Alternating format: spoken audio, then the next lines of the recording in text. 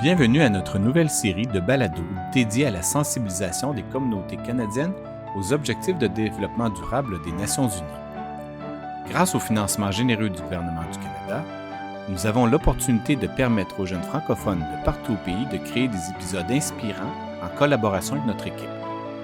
Ensemble, nous explorerons des sujets essentiels pour un avenir durable et équitable.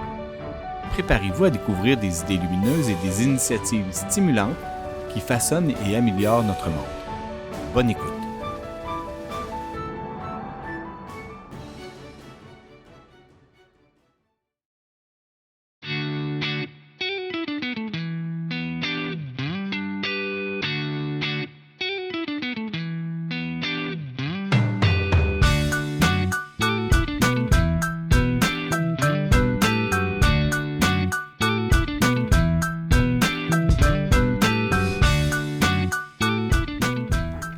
Bonjour et bienvenue à Radio Éducation. Nos noms sont Alexander, Max, Lucas et Gali. Aujourd'hui, nous allons vous parler de l'éducation autour du monde. Dans ce balado, Gali va vous raconter pourquoi l'éducation est mauvaise dans certains pays du monde. Ensuite, Lucas va vous parler du Singapour, qui est l'un des pays avec l'un des meilleurs systèmes d'éducation au monde. Et finalement, Max va faire un vox pop avec des élèves du 5e et 6e année. Bonjour. Oh oui, ok.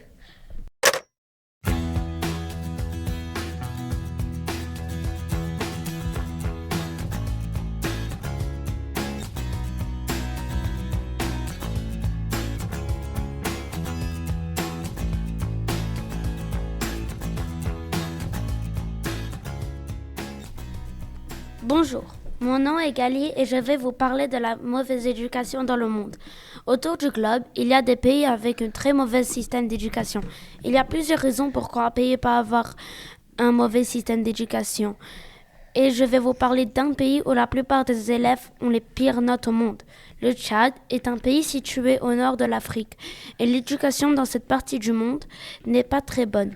Une des raisons, c'est que les écoles ne reçoivent pas assez d'argent du gouvernement, donc elles n'ont pas beaucoup de ressources.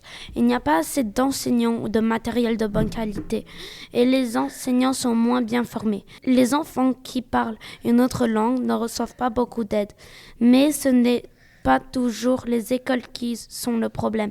Beaucoup d'enfants n'ont pas tous les privilèges qu'on a au Canada. Parfois, ils n'ont pas assez de temps pour l'école parce qu'ils doivent aider leur famille pour aller chercher de l'eau, s'occuper des frères et sœurs ou travailler pour gagner de l'argent. Au Tchad et partout dans le monde où peu de personnes vivent, et aussi dans les endroits pauvres, il n'y a pas d'école située proche de ta maison et beaucoup de familles n'ont pas de voiture. S'ils veulent se rendre à l'école, ils doivent marcher, parfois pendant des heures. Même si cela n'était pas le cas dans les endroits pauvres ou en guerre, ce n'est pas sécuritaire d'aller à l'école et les enfants sont souvent discriminés pour leur race ou sexe. Parfois, les écoles peuvent être détruites par des guerres ou des inondations et c'est ce qui arrive au Tchad et c'est horrible. Merci de nous parler du Tchad, Gali. Ce que tu as dit est très intéressant.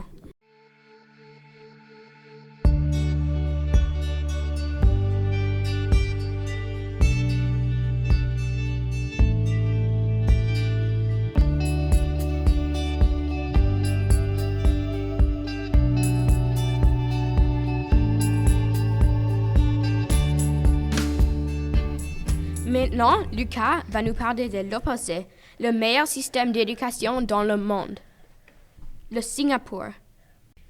Bonjour, je m'appelle Lucas et aujourd'hui je vais vous parler du meilleur système d'éducation dans le monde, celui de Singapour. Singapour est un pays qui est souvent reconnu comme l'un des meilleurs pays pour l'éducation, grâce à ses excellents résultats scolaires et à la qualité des écoles. Une raison que l'éducation au Singapour est si bonne, c'est parce que seulement 30% des professeurs sont recrutés parmi tous ceux qui postulent. Ça garde un très haut niveau de qualité dans l'enseignement. Une autre grande raison est que les enseignants reçoivent 100 heures de formation professionnelle chaque année. Cela leur permet d'apprendre de nouvelles méthodes et d'améliorer leur façon d'enseigner. Ça fait que leurs cours sont plus faciles à comprendre et adaptés aux besoins des élèves. Au Singapour, les élèves offrent aussi plusieurs choix de langues.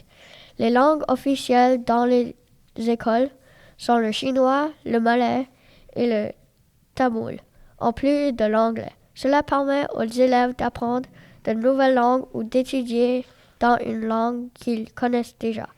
En conclusion, le système d'éducation du Singapour est excellent grâce à ses professeurs qualifiés. Et car il y a plusieurs langues, c'est pour cela que le Singapour est souvent considéré comme un exemple pour les autres pays du monde. Merci Lucas. Et maintenant Max, allons demander des questions à des élèves de 5e et 6e année.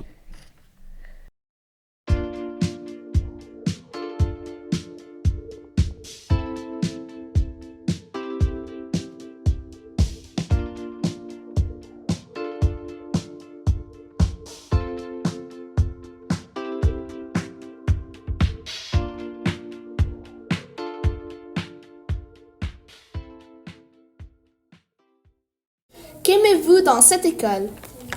Moi, j'aime le français parce qu'on peut apprendre des choses comme des verbes, et comme des sujets et des GN et ouais. Comment pourrions-nous améliorer notre système éducatif?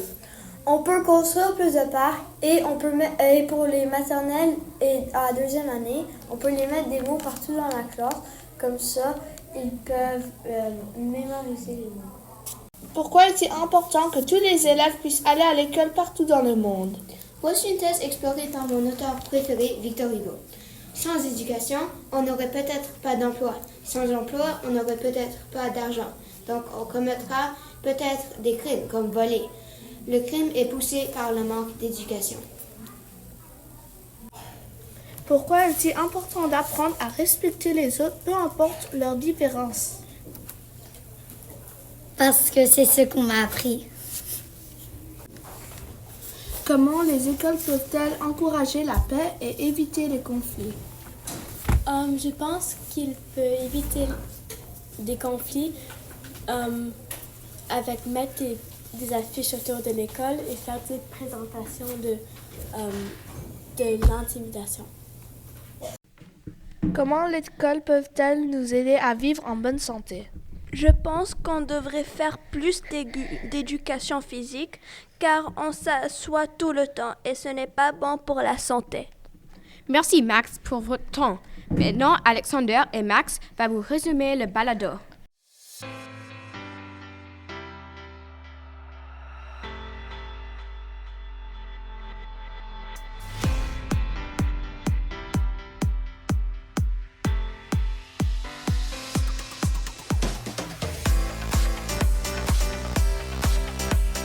Maintenant, je vais vous résumer notre épisode sur l'éducation autour du monde.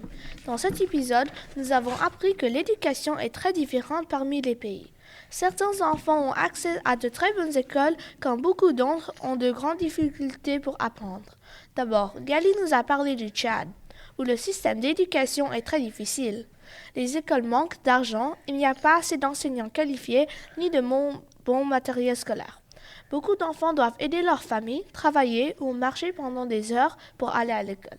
Les guerres, les inondations et la discrimination rendent aussi l'éducation plus difficile. Ensuite, Lucas nous a parlé du Singapour, qui est l'un des meilleurs systèmes d'éducation au monde. Seulement 30% des candidats deviennent enseignants, ce qui garde une bonne qualité d'enseignement. Les professeurs reçoivent aussi 100 heures de formation chaque année. Les élèves peuvent apprendre dans plusieurs langues et les écoles ont plus de ressources. Finalement, Max a fait un vox pop avec des élèves de 5e et 6e année pour savoir ce qu'ils pensent de l'école. Cela lui montre que l'éducation est importante pour apprendre, se sentir bienvenu et construire un monde meilleur. Merci pour nous avoir écoutés. Au revoir et à la prochaine!